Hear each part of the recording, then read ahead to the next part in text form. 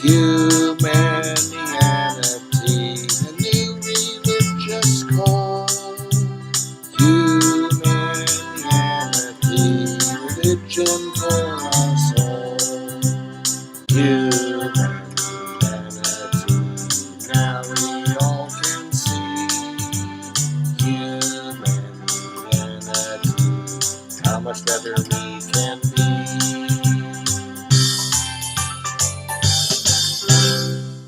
Hi, I'm Bill Van Fleet, and this is Humanianity Conversation number 28, recorded on June 27th, 2019. It is the 11th recorded conversation with my friend Steve Rast. We talked about the varying connectivity among individuals between sexual interaction and intimacy, and the varying culturally and specifically religiously connected ethical principles that may be much more restrictive than necessary, causing perhaps some significant amount of suffering. We also talked about trying to identify what the experiences are that tend to be labeled, quote, spiritual. We talked some about the various lifestyles that can be found to exist and the different approaches to the meaning of marriage. And finally, we talked about the practice of meditation and its effect on mental well-being and mental health. Okay. Yeah, okay. So here we are. Right. Another Humanianity conversation. Yes. What shall we talk about? Chastity. We were talking about that Tuesday night. I've been thinking a lot about that, believe me. Yeah. Well, one of the I know that that you have a lot of experience with the meditation kind of thing, Yes. and that is a part of some religious activity, and then and it might be useful to talk some about that, but then you're Sure. also talking about the like with the chastity issue, how we relate to other people. Exactly. And so the way that I conceptualize that is our ethics has to do with how we treat ourselves and other people.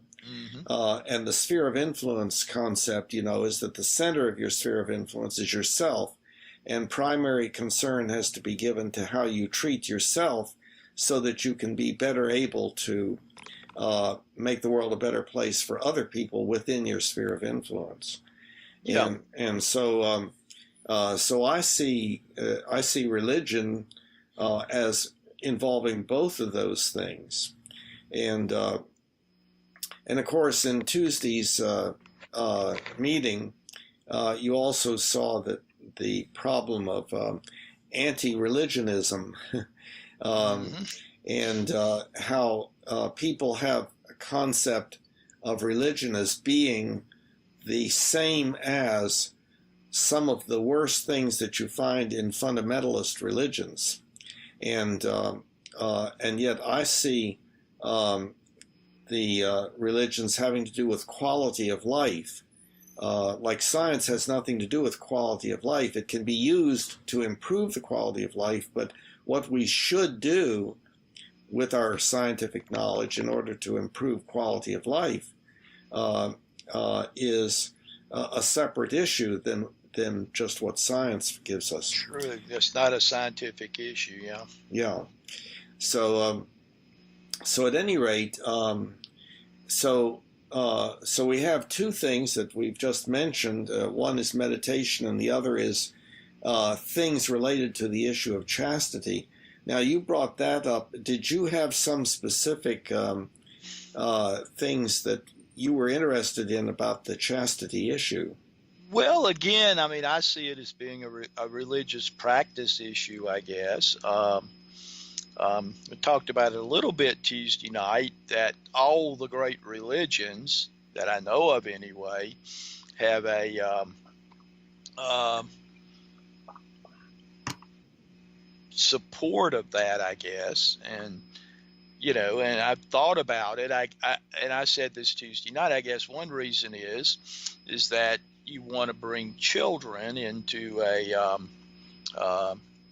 into a stable kind of family relationship. I guess that's one way to look at it. The other way is the way you were talking about it, I believe, about the fact that it's sort of chastity for the women, chastity belts back in the medieval times, and non-chastity for the men. And I certainly say that has happened in the past.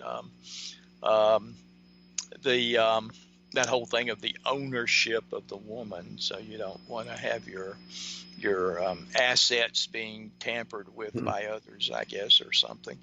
I see it in a more deeper way, maybe. Thought about writing about. I've done a little bit of writing about one English paper that I did. Wait a minute. And the teacher kind of thought I was. Wait. You broke up. You broke up. Can you repeat what you just said? What did I just say? Okay. I have written about that in one English paper, and the teacher seemed to be pretty agreeable about that, at least in the comments that she made, although she may have the same basic belief. I don't know. I didn't ask her. But this thing of when you are at that deepest level with another person, I mean, there's just not any closer you can get, I don't think, certainly physically, and I would even say maybe spiritually, to another person than that, for lack of a better term, sexual act, I guess. And so therefore, in my way of thinking about it, and again, I've only had the experience with my wife. I haven't had these multiple experiences. I don't know what I would feel like if I had them, but from that standpoint, it is that you're connected to that person. You go out here and have what seems to be pretty common, I hear, is 10, 15 different pretty serious relationships, and feeling that connectivity, I guess, and not having any of them work in anything permanent. And apparently some people don't even want it to be permanent. You just kind of have that kind of deep intimacy, and then you go on to another person or whatever. It just seems to me that could be that could be harmful and cause some pain and suffering, I guess. Now wait. What could be harmful and cause suffering? Well, the thing of having a relationship to that depth and then just having it, end for whatever reason. I've talked to people who seem to have had a good bit of, seemingly, from what they relate to me anyway, a fair amount of suffering and heartache over all that. But that's not to say that if you're in a married relationship like I was for almost 50 years and a spouse dies, there's going to be a little bit of, pain and suffering too. So I don't have an answer to it. Well, let me raise some issues. Sure. One possibility is that what works or is optimal for a person may actually vary among humans. In other words, that what may seem essential to one person may not seem that way to others. And what I'm reminded of is the experimentation that people have done with regard to relationships, and the subcultures of alternative ways of living. And of course, there's the swinging kind of activity where maybe couples agree, let's go ahead and have sexual experiences with other couples. Mm-hmm. Let's let's kind of have fun with sex. It will be different between you and me, but it will be interesting to have all that variety of life experience and so forth. And then there's concepts like open marriage, where it's perfectly acceptable for three people that relationship exists, and they all trust each other and so forth. But those are not very typical kinds of things. And then there's the question also as to what it is that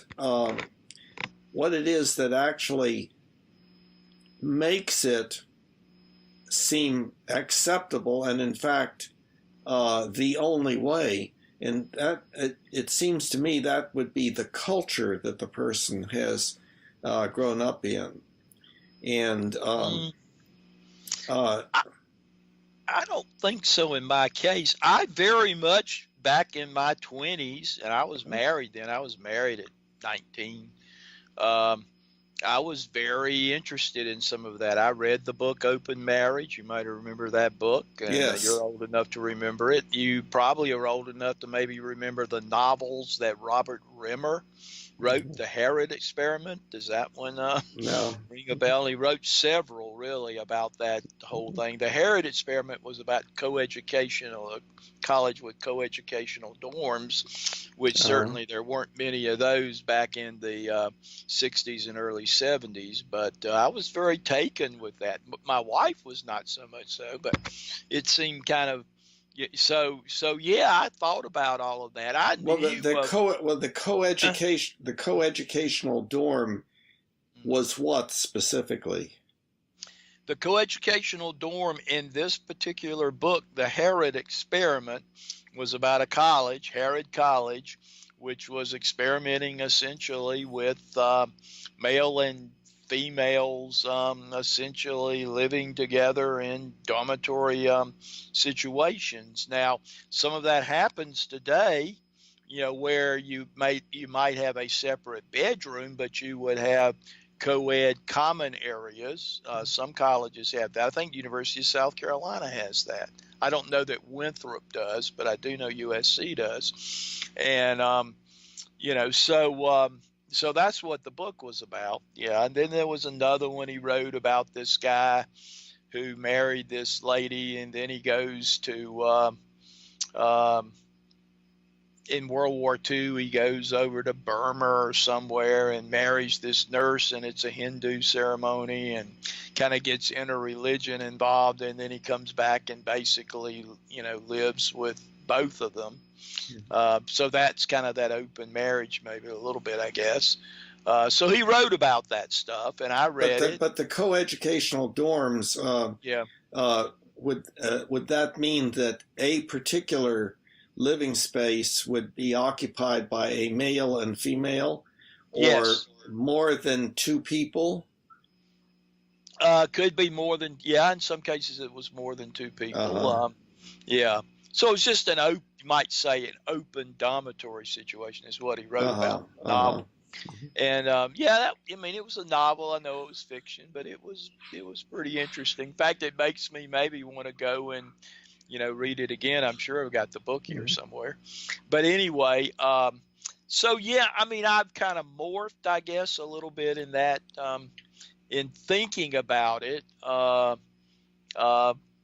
There's this whole thing of the two becoming one, I guess. I think as the marriage developed, it, in our situation at least, it became more of that, such that when Martha died almost 2 years ago, it was almost like a piece of me was being, ripped out. And, so I said, if there's anything true in the Hebrew scriptures, it is that the two shall become one, because I certainly had that feeling. Now, does everybody have that feeling? Well, apparently not.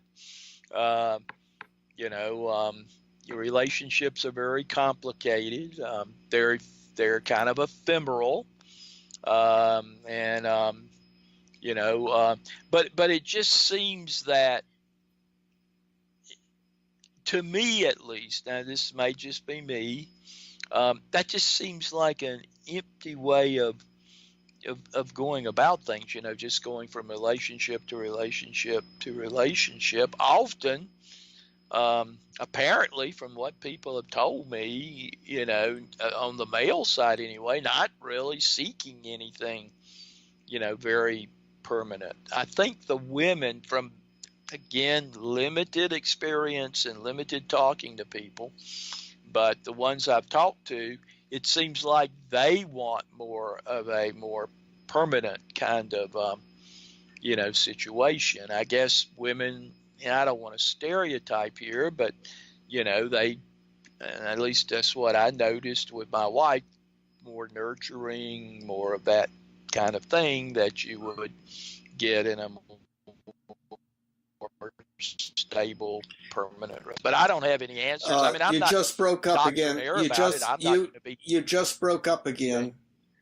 Can you Okay. repeat what you just said? Yeah, I will. And I'm not seeing anything show up here showing I'm breaking up, so I don't know. Where was I? Yeah, I'm not going to be judgmental about other people. I mean, I'm Yeah. not going to consign them to hell or something. I don't really believe in hell anyway, so I Yeah. certainly couldn't consign anybody. It's just kind of where I am, but I find that most people I'm talking to, it's just not, just like Chris said the other night, it's not in our culture now. And an interesting question is, just like what came up the other night, if it's not in our culture, then why are we kind of pretending in our religions that it's still a very important thing? One person told, wait. yeah, No, I think if it is in our religions, it is in our culture. But our cultures have subcultures, and of course, currently, within our larger culture, there are the religious subcultures and the non-religious or the anti-religious cultures. Now,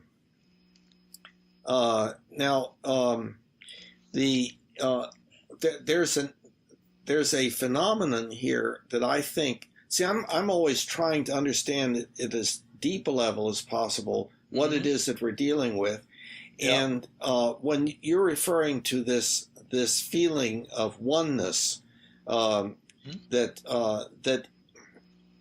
I think obviously is so important. Important meaning that it is beneficial. It is a kind of thing that is sought after. I think it is related to what in the social sciences has been found to be true, and that is that we have a need for other people. We have a need, for instance, to make eye contact. We have a need to feel that there is the other person there who in some way perceives us. And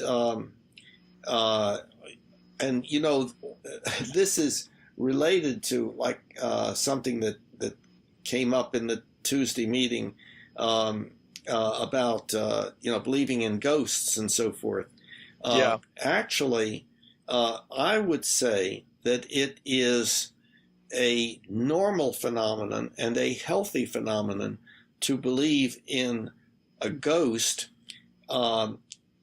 in the other person with whom one is relating in some way. In other words, if a person just looks at another person and sees the same thing that they would see if there was just a robot there, then that is an unhealthy state. I agree. It may be related to autistic spectrum disorder or something like that, but there is that sensing of the other being there. And that's totally supernatural.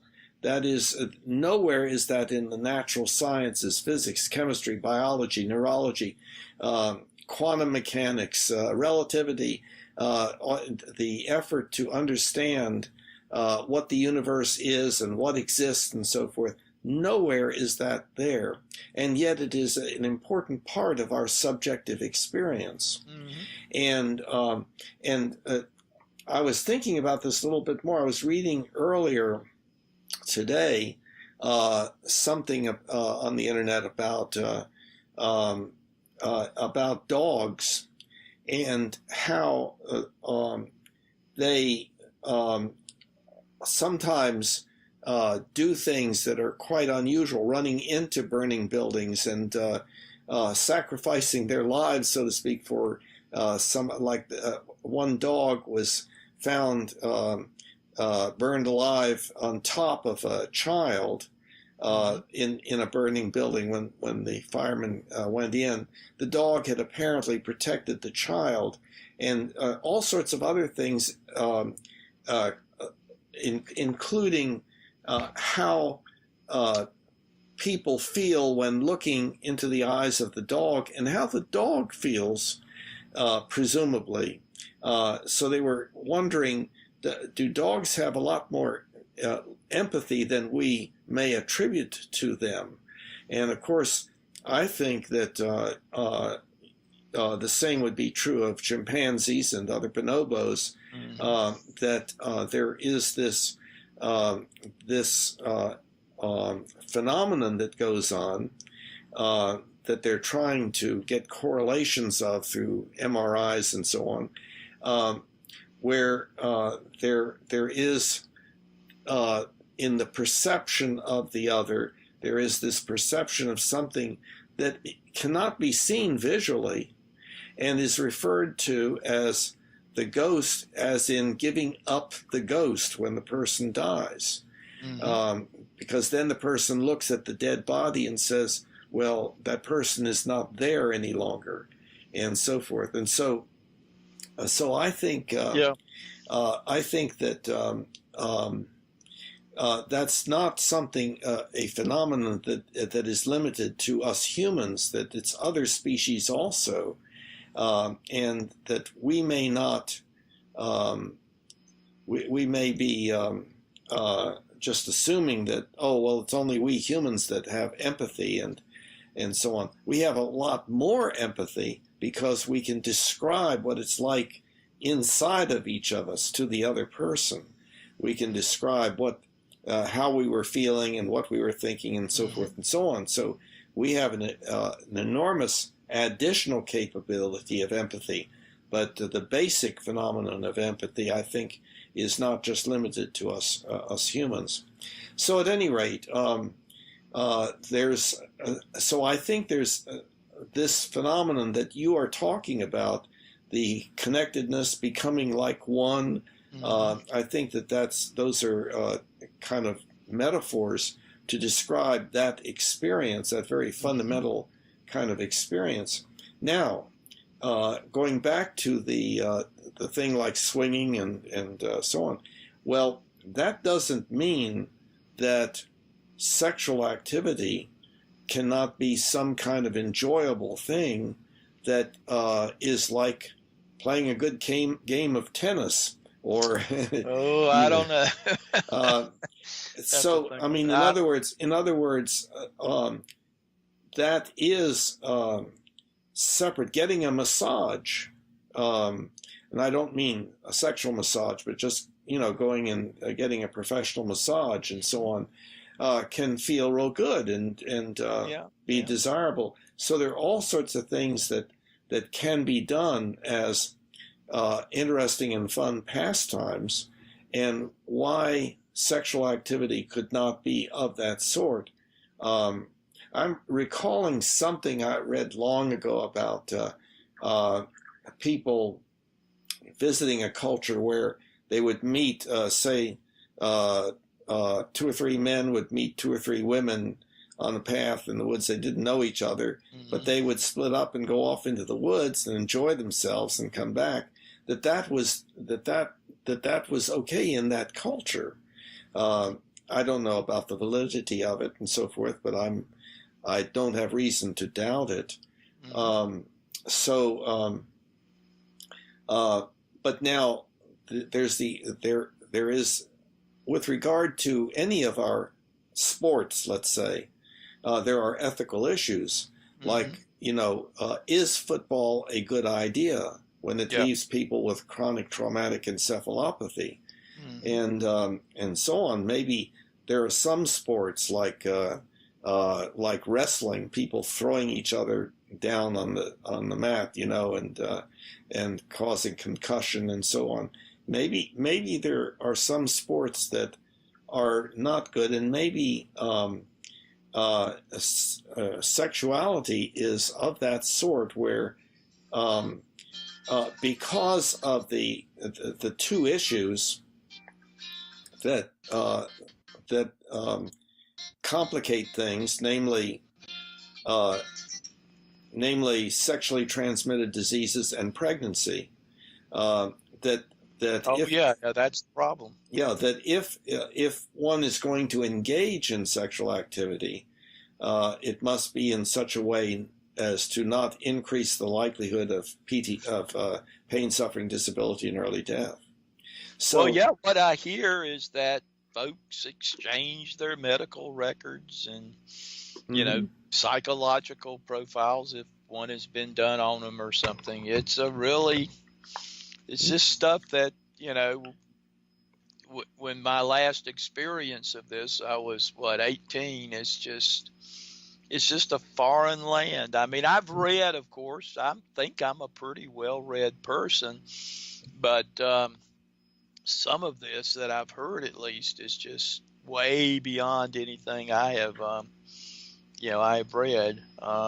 I tell my friends who are married, I said, if you're in a stable marital relationship, get down on your knees every night and, thank whoever it is you thank for having that kind of relationship, because the opposite of that is just so, um, on both sides, I think on the male and the female side, as I have experienced it anyway. I mean, nobody's really super happy with it, I don't think. But again, limited. I've just talked to some people over in Charlotte, and a little bit here in my coffee group, but all of them are married. I'm the only one in there now that's single.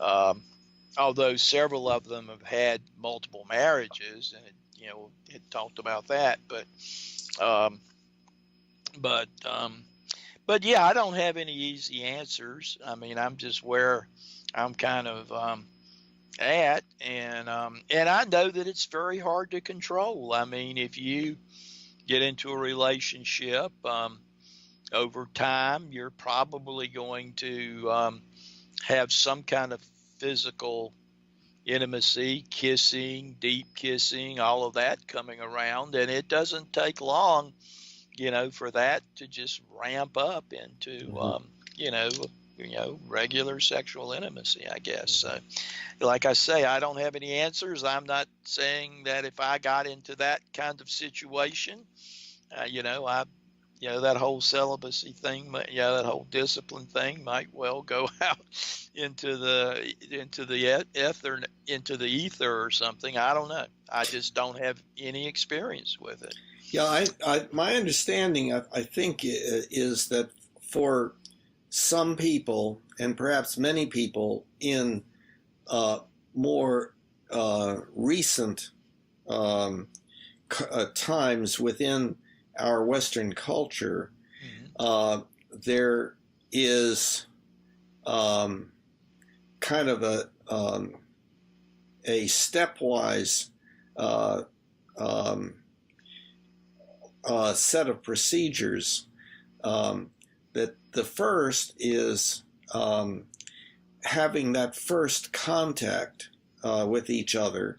In other words, the first date, let's say. And at that point, there's the finding out whether there's compatibility with regard to the most superficial kinds of things, like, Sure.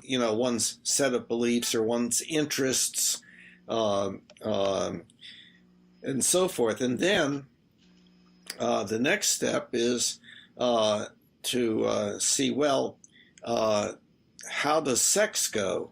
And so they try out sex and see whether it's relatively satisfying.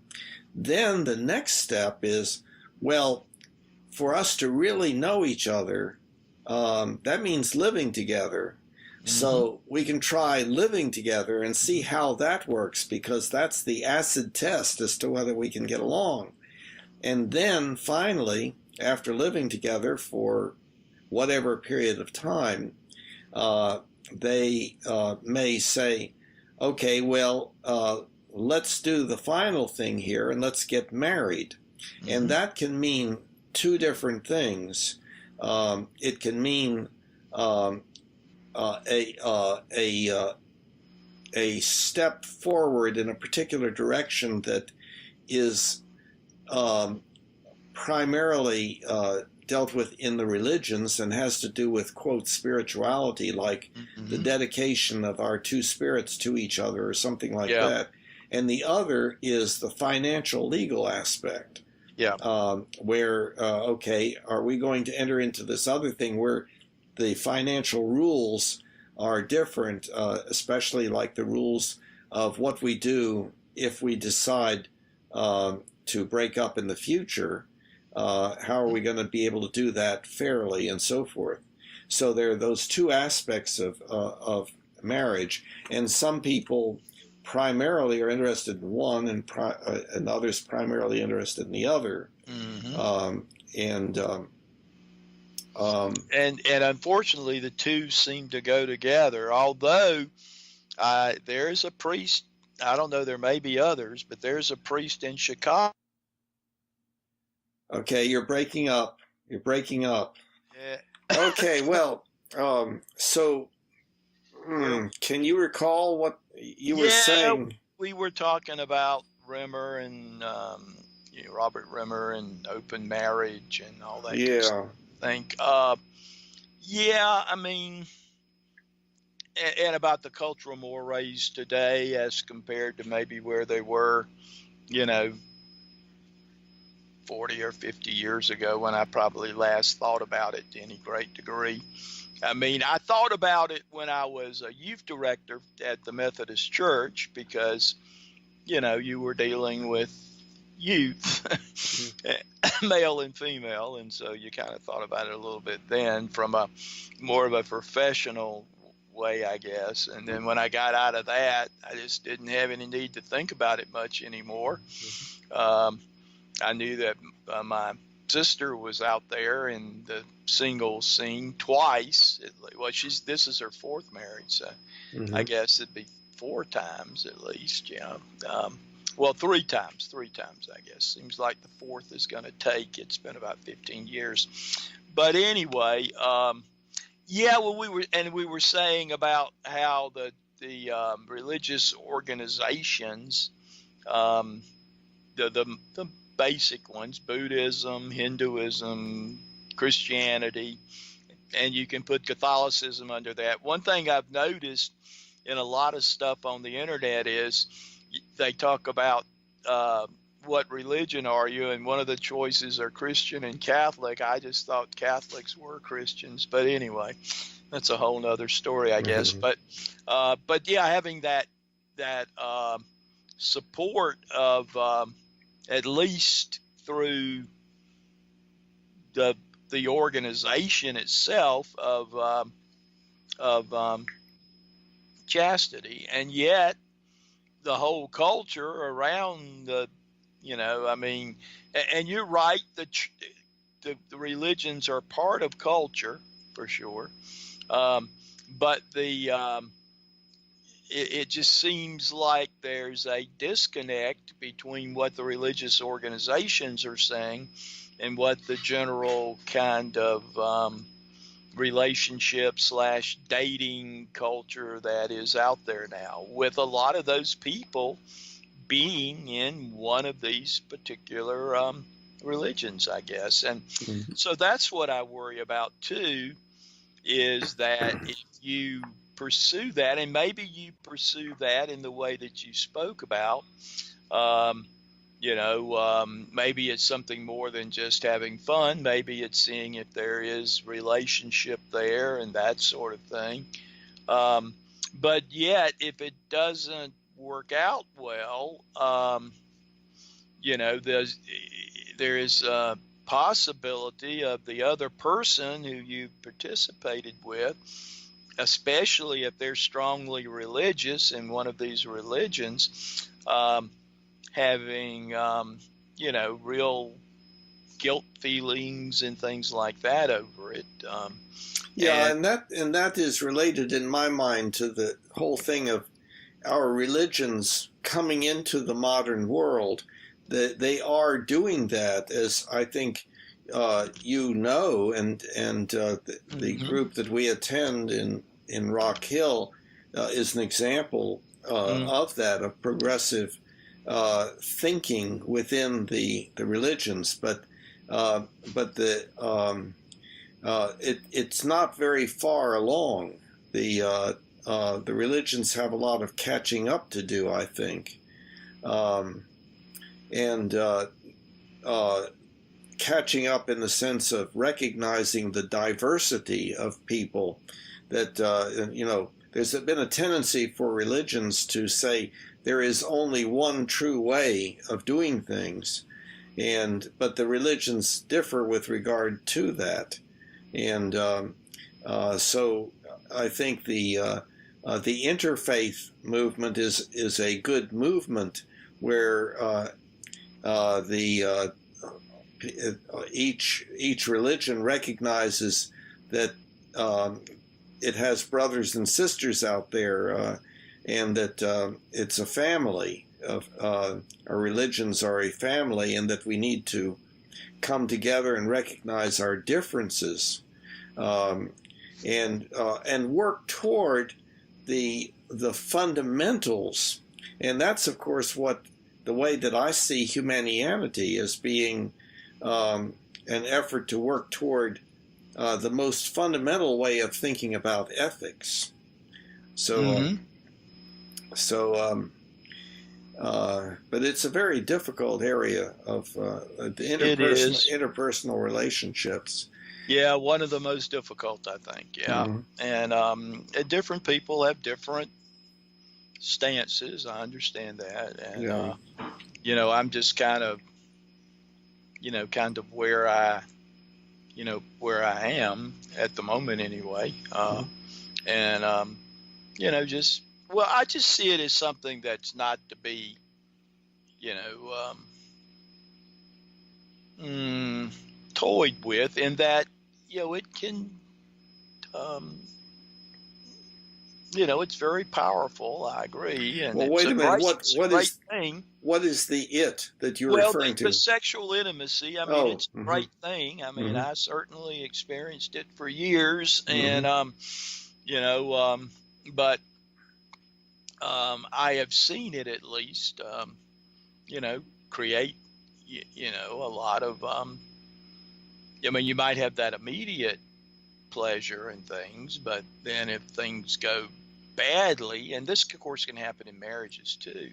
Mm-hmm. There's just an awful lot of, or you know, can be a lot of, pain and suffering, and so do you want to be careful about how you might inflict that upon another, I guess. Mm-hmm. So you don't want to just have these kind of casual. At least I don't want to have these kind of casual um, relationships that involve sometimes deep intimacy, because it could result in um, pain and suffering. Probably not early death or disability, but pain and suffering certainly Mm-hmm. seems to be in the offing for some people I have talked to, at least. Yeah.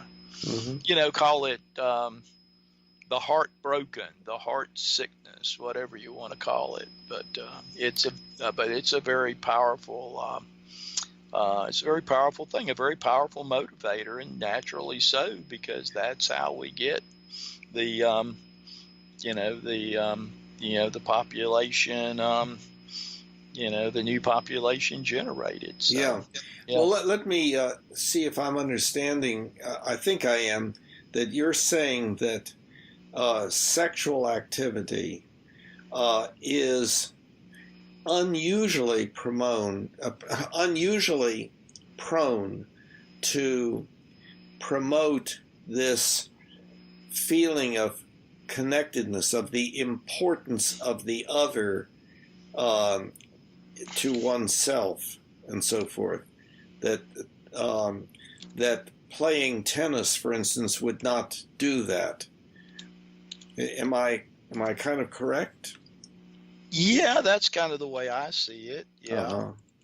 Now, whether others might see it that way is a whole nother thing. And again, it, I don't have a lot of experience to speak from about it, because I just have not been, I've just been, I guess, what you would call off the market, for Yeah.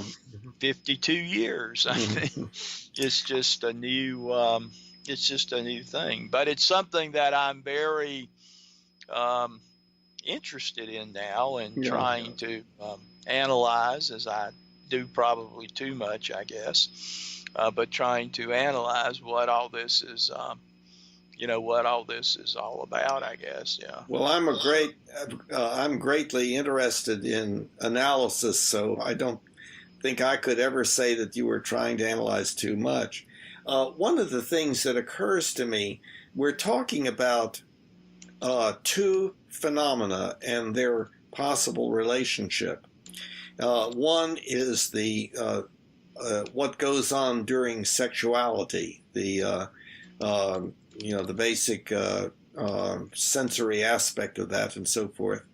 And then the other is the connectedness that occurs when people establish eye contact and so on. And what you're saying is that the sexual behavior, that activity, tends to promote that connectedness. But we do know that connectedness also exists in between two individuals, maybe not necessarily of the same species, um, the but like parent and child, and so forth. That it can be like the infant and the mother looking at each other. There's something that transpires in that is extremely important, and is probably the same thing that we're talking about with when it occurs with two adults. I would postulate that that this thing that is that appears, and it's interesting. Goes back to that article that I was reading earlier about what dogs do that indicates a high degree of empathy and concern, and I would say unusual understanding, perhaps, that is not, of course, verbal, because dogs don't have, maybe they have, they can understand a certain amount of speech, but they can't engage in it, and so on. But this, and this feeling that occurs between mother and infant does not require the understanding of speech, of symbolic language, and I would say probably occurs also in other species. So there's that phenomenon which seems so essential, and when it is missing in a person's life, I think it's referred to as loneliness. I mean, I think that's what loneliness primarily refers to. It's the feeling that there's not somebody there, that and the feeling of togetherness and so forth could still be present even if people closed their eyes and did not see each other, but still remained in each other's presence, even if there was no sound. Um, and so, Oh yes, I mean you're right. I mean and I can't put it into words very well, but it is um, it is that you're in some way, um, even if you're not. I mean, I've sort of experienced it like even on a telephone conversation. There is a yes, connection there that just is just yes, there. I mean, uh, it's just it's action at a distance that, of course, the quantum physicists model, I guess, quantum entanglement and all that stuff that I've studied to some degree. Um, but yes, it's a um, you, you touch the other, although you're not touching the other. I mean, it sounds very paradoxical, and a lot of this stuff, when you try to put language around it, it comes out very paradoxical. But again, it's just kind of my byword is that experience precedes explanation, I guess. We immerse ourselves in the experience, and then we try to analyze and understand, what that experience is, I think.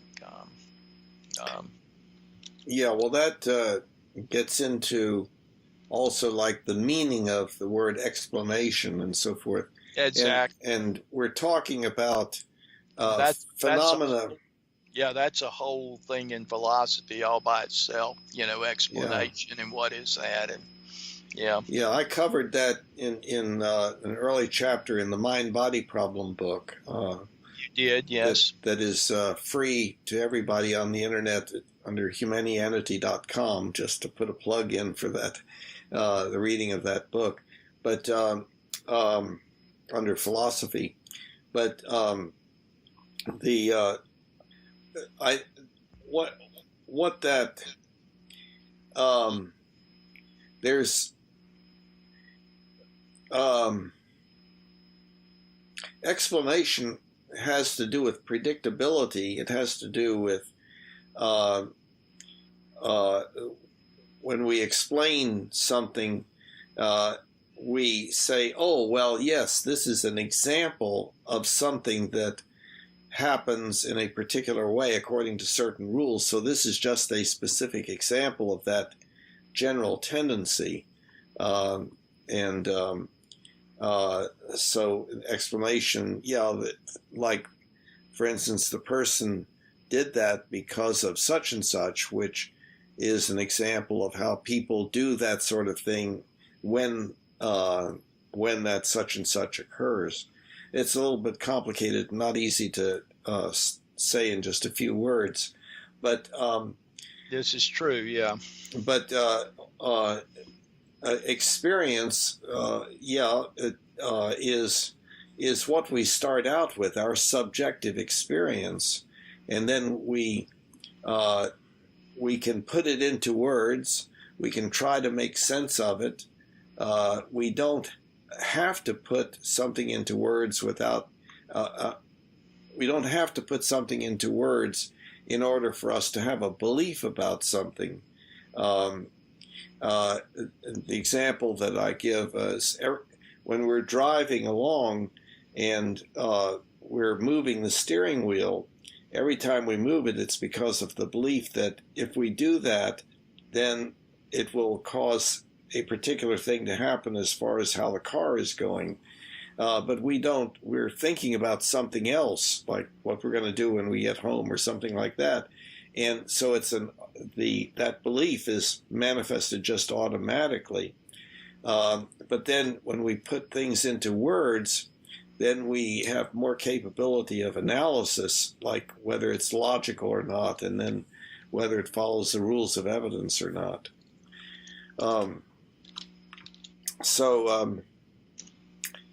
Well, let's see.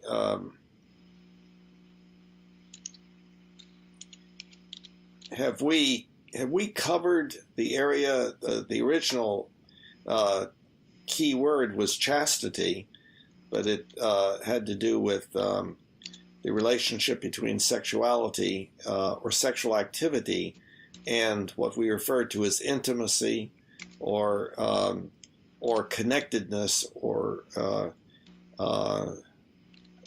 the absence of feeling lonely and so on. Yeah. You look like you're involved in something else at the moment. No, I'm fine.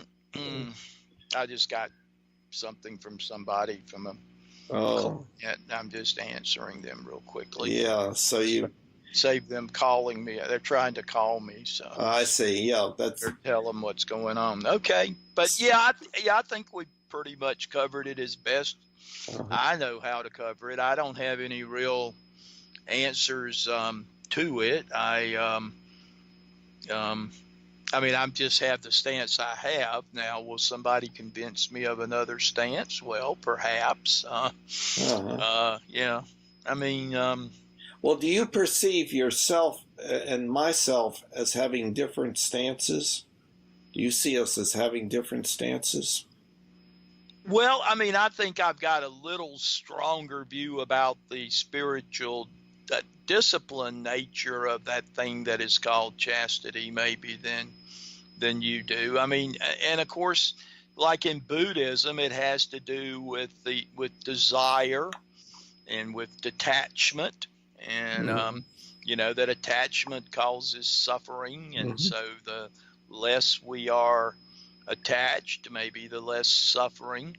But then in the Christian faith, the teaching is that there is no Easter without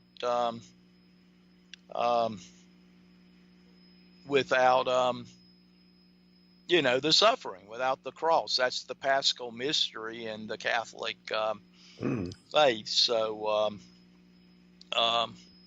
so I guess that you would see that as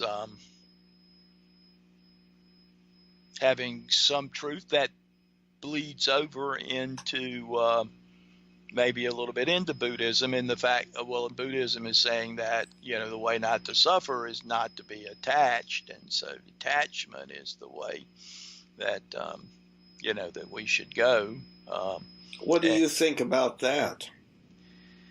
Well, I think that has a lot of merit. It's certainly in the Christian tradition. If you look at it, it's not dominant now, I don't think. But if you go back and look in the tradition, you can see that it you could make it you could certainly see it in certainly Christian tradition. I don't know Islam as well as maybe I should, but you know, it's probably there to some extent. I mean, it's the idea that well, if you become attached to something very strongly, anything that you're attached to in this life is finite. It's ephemeral. You know, it's going to rust, so to speak, and when that happens, if you still have that desire, then you're going to have suffering and pain. So, for instance, say you've got a very stable marriage and all that, and one spouse dies, well, there's probably going to be some suffering and pain on the part of the one who is, you know, left on this earth, I guess. So to have relationship is to probably in one way or another have attachment. And, you know, I guess we look at it that the benefit is so much better than the cost, because loneliness is a big thing, as you just said. So this is kind of the situation that we find ourselves in. Yeah. Yeah, yeah. That makes any sense? Well, yeah. Um, Regarding the issue of detachment in Buddhism, Mm-hmm. meditation is an important part of that It is. religious orientation, part Mm-hmm. of the practicing of the religion, and so on. Mm-hmm. And what I'm wondering is, now I have not done meditation, I'm pretty sure, um, of the sort that people do when they say that they are meditating. Um, and it's something that I kind of think I should explore more about. But the what I'm wondering is whether there whether in the kind of meditation that you practice, where I've heard you speak of it some, Mm-hmm. whether it has something to do with either a little bit or a lot with this phenomenon of connectedness, because what I hear people say is that in meditating they get to the point of feeling that they are connected to everything, to Yes. all that exists, and so forth. In which case, then, that would seem to be the activation of that same thing that occurs when mother looks in infant's eyes and vice versa, or a person and their pet dog look at each other, Mm-hmm. and or husband and wife look at each other, Mm-hmm. which apparently has some hormonal consequence. In the article that I mentioned a couple of times here about dogs and so forth, that there's a I believe it's oxytocin that there's an increase of when there's eye contact. Um, but whatever the hormone is and whatever the neurology is, whether that is what is happening in that makes meditation so valuable to people like yourself, because I gather that you really have considered it to be extremely valuable to you. And Yes, over 30 years. Yeah. Mm-hmm. yeah, and of course, over 30 years, that would mean, though, that uh, I would not imagine that that would be infidelity to your wife. No, I You don't think see, so. I don't think so. the connectedness to all that is, um, if that's the same phenomenon, but it may not be. I'm just wondering whether the connectedness to all that is, the beneficial aspect of that, whether that is in any way related to what we've been talking about with regard to the interaction between two. Well, I think it is. It's interesting in the Baha'i faith, which I've been sort of being introduced to over the last 5 weeks or so, I guess, is that they actually have a concept of spiritual marriage. It's not that everybody who's Baha'i has a spiritual marriage, but some do, with that connectedness, continuing after death. I don't know how, and I haven't read or anything about how that works. If the person who has the spiritual marriage then finds another, person to be in relationship with, and maybe even has a spiritual marriage with them. I think that I'm kind of where Mark is on this, and I know he's done one Skype already. Mm-hmm. Is that yeah, we're just all, we're interconnected in this great web of divine love, is just the best way words can be put on it. It doesn't really get at the experience in a real vital way. I mean, if people haven't had that experience, then the words seem rather, empty, I guess. But if you've had the experience, I think it's about the best you can put it, into words. Somebody posted on the internet the other day this thing from, his last name was Pinchbeck, I think. But anyway, it was that we think the universe is made of material stuff, and it's really made of love stuff. And I think there's some that again, that's very metaphorical, I know, but Yeah, language is just generally well, metaphorical. no, Scientific, I think that, scientific language is yeah, no, metaphorical. I think that, Models. yeah, Yeah. no, I think that it is, uh, it is what is being talked about in my mind body problem book, having to do with the subjective model and the objective model. The subjective model is our subjective experience and our beliefs about it that just automatically are acquired. The objective model is when people begin to tell us that, well, things are not exactly the way they seem, and actually there's this and that and the other things that one cannot conceptualize, would not be able to come up with on one's own, but become then this entirely different model that ultimately has things in it like you were describing, quantum mechanics and so forth, and that despite the way things seem, everything is really mostly empty space, and that reality is something that cannot be conceptualized at all with anything in our subjective experience. So let's see, how did I get to that? So this phenomenon that we're talking about, how we feel, what we experience, is supernatural in that it is not dealt with at all in the natural sciences.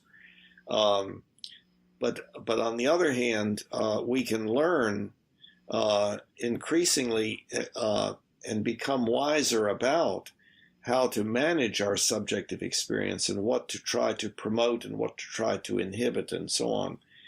So, but it still does not sound to me.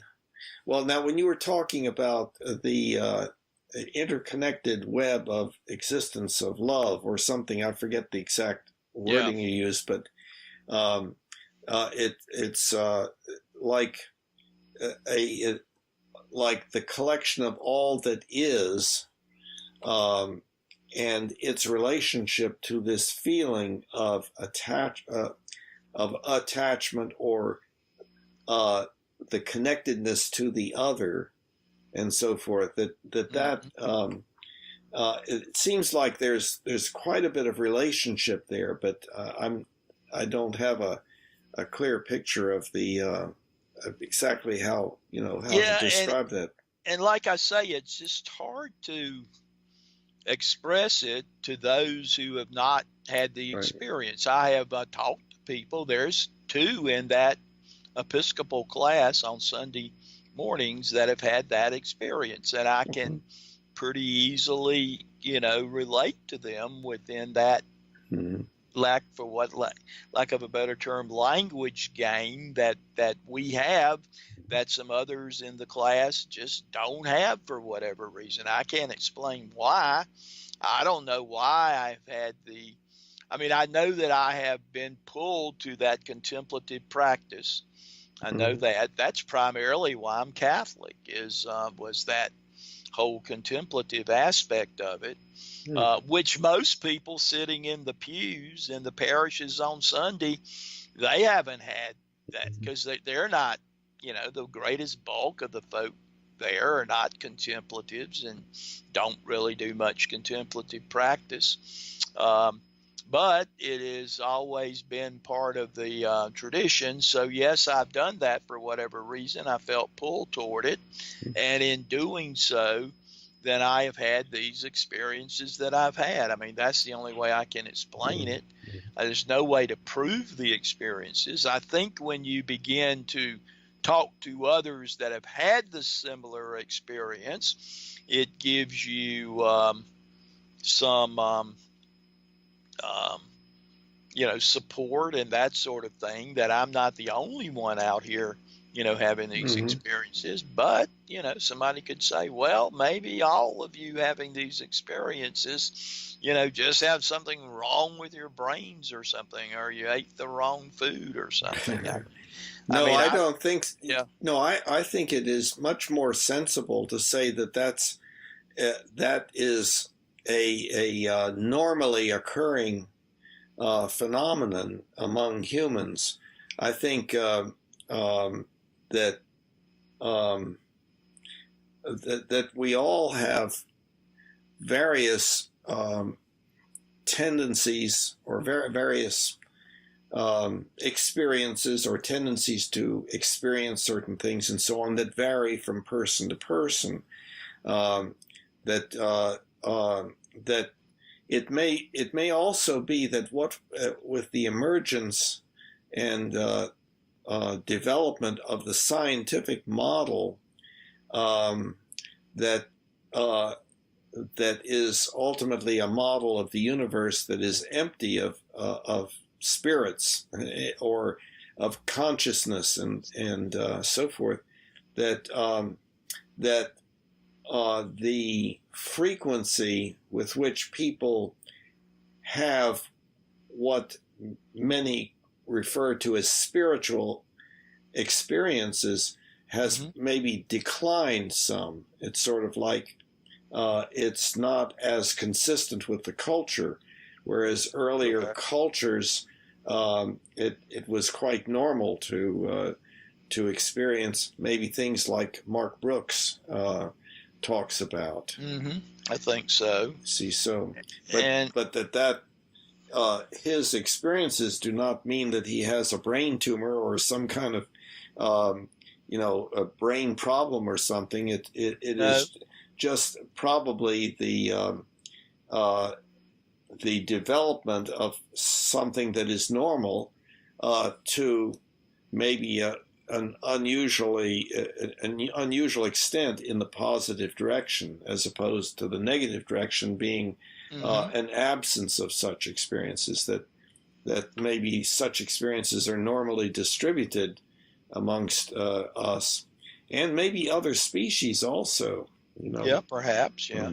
Well, with Mark, I don't think it was so much contemplative practice, from what he's told me anyway. It was more that about 2003, he just began having these experiences he couldn't explain, and he just set out to try to explain them. Again, experience preceding explanation. And I think the book is a way of his trying to explain, these experiences that he has had. Because yes, when you talk to him, there's nothing seemingly, abnormal or strange about him. I mean, he can have conversations about other things. And I've talked to him about other things, about the business world and that which he was in. And so, I think it, mine is, would I have had these without the contemplative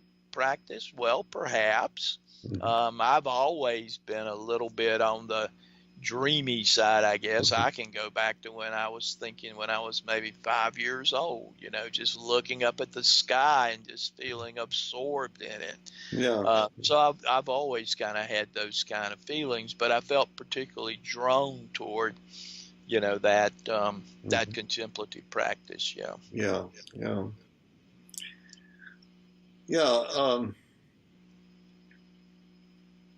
Well, maybe that's something that we could talk more about at another time, because it sounds like it is a rather deep subject.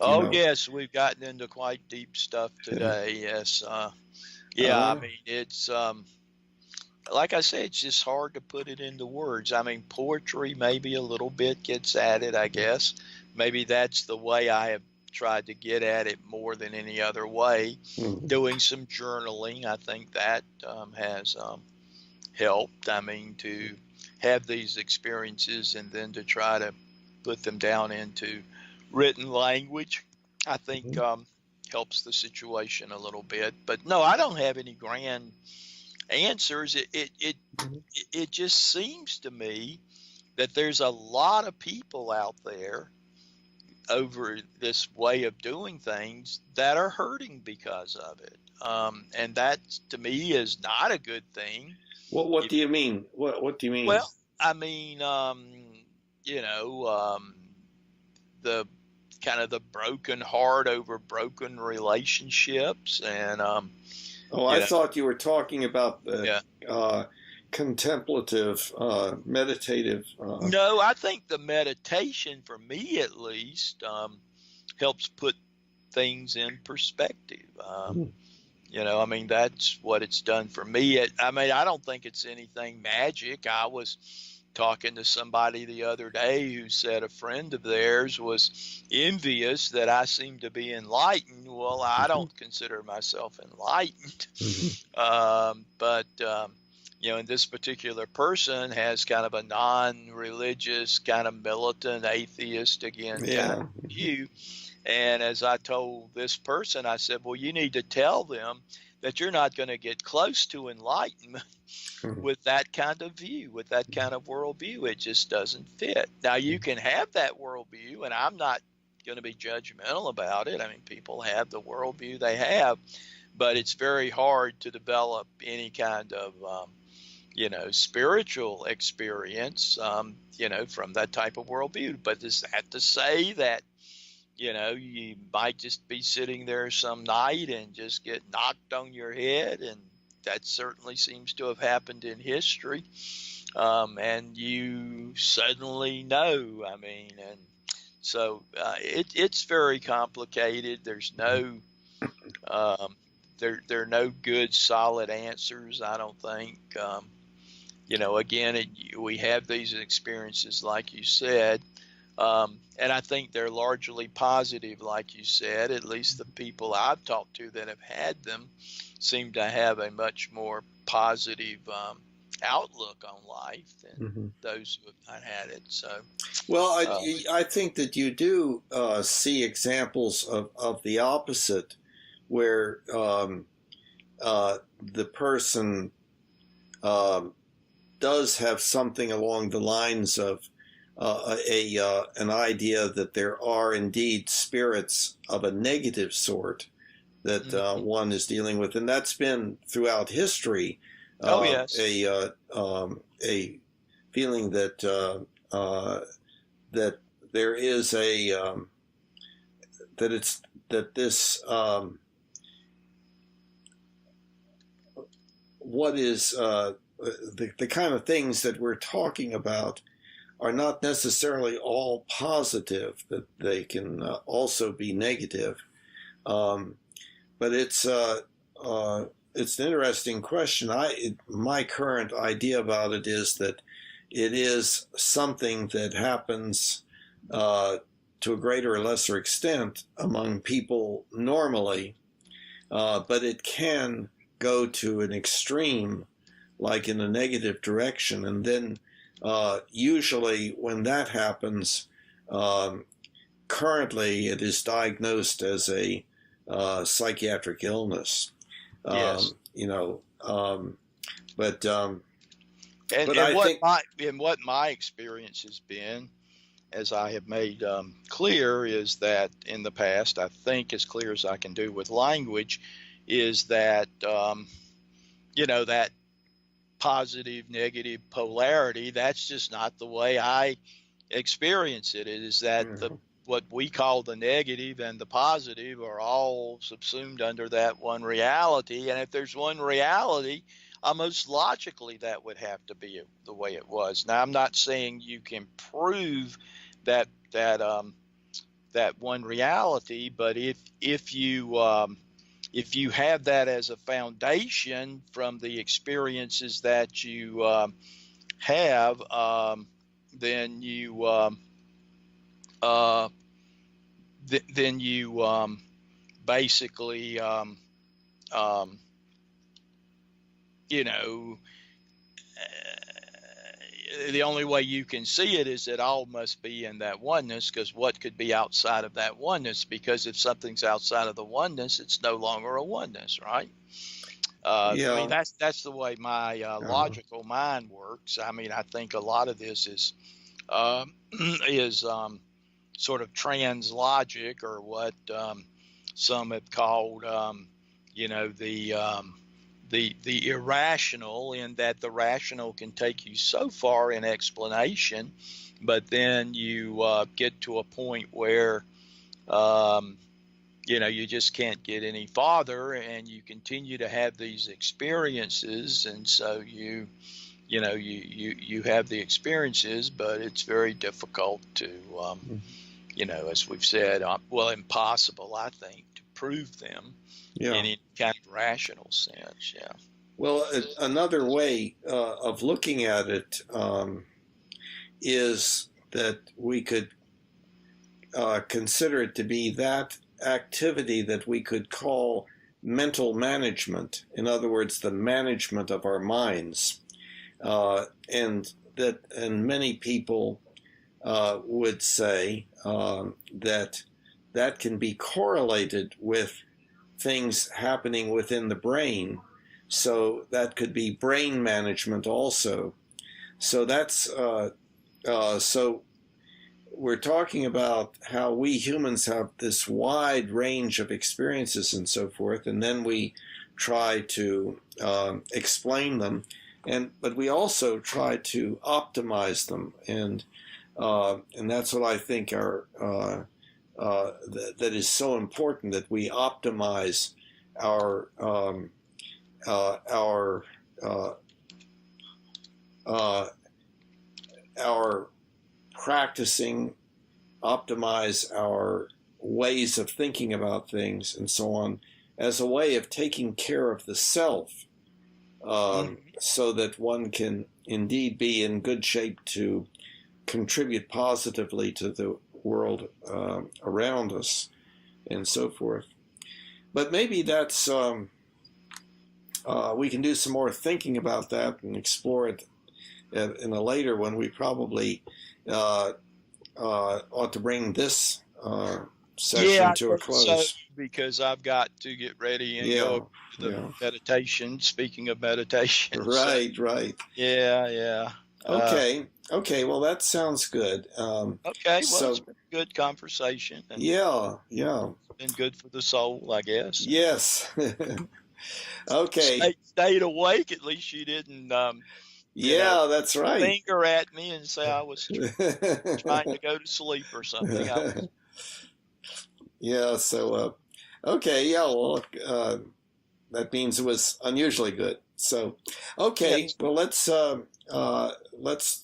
end at this point, and Okay. you have a good rest of the day and a good meditation this evening, and so on. Okay, and you too. Thank you. And we will see you later. Right. Bye bye. Probably on Skype. Now we all can see humanity, how much better we can